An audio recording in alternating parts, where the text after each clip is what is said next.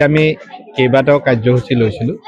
তাৰ ভিতৰত অন্যতম আছিল যে পাভজান বাগানৰ আদৰ্শ অংগনবাদী কেন্দ্ৰৰ উদ্বোধনী অনুষ্ঠান।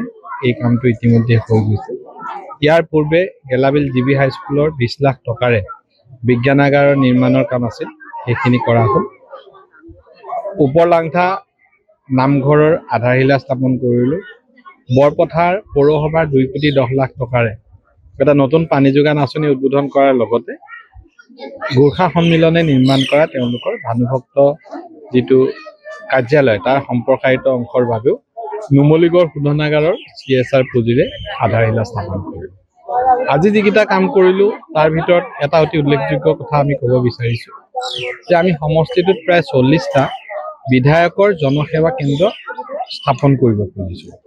এই জনসেৱা কেন্দ্ৰত ইণ্টাৰনেট, কম্পিউটাৰ ইত্যাদি সকলো সুবিধা থাকিব আৰু বিশেষকৈ চৰকাৰৰ সেৱা সেতু এপৰ জৰিয়তে যিখিনি 800 প্ৰায় সেৱা ৰাইজক দিব লাগে, এই সেৱাখিনি বিনামূলীয়াকৈ বিধায়কৰ জনসেৱা কেন্দ্ৰৰ পৰা দিয়া হ'ব।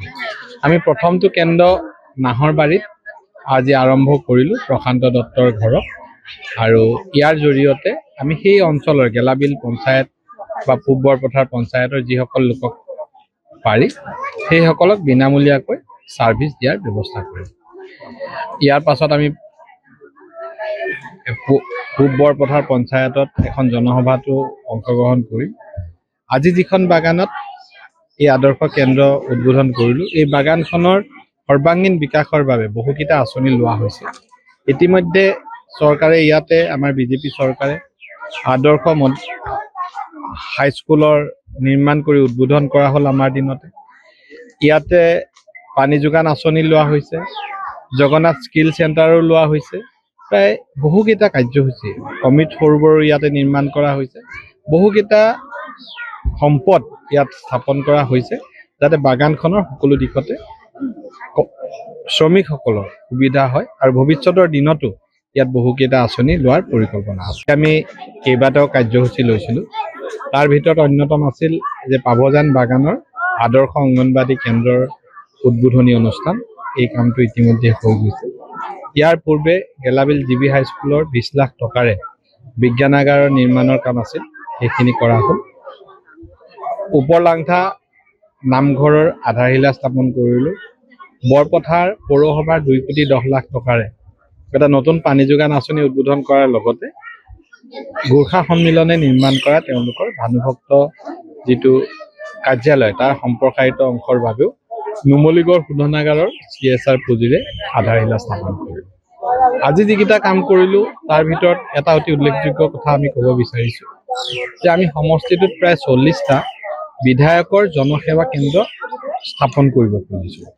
এই জনসেৱা কেন্দ্ৰত ইণ্টাৰনেট, কম্পিউটাৰ ইত্যাদি সকলো সুবিধা থাকিব আৰু বিশেষকৈ চৰকাৰৰ সেৱা সেতু এপৰ জৰিয়তে যিখিনি 800 প্ৰায় সেৱা ৰাইজক দিব লাগে, এই সেৱাখিনি বিনামূলীয়াকৈ বিধায়কৰ জনসেৱা কেন্দ্ৰৰ পৰা দিয়া হ'ব।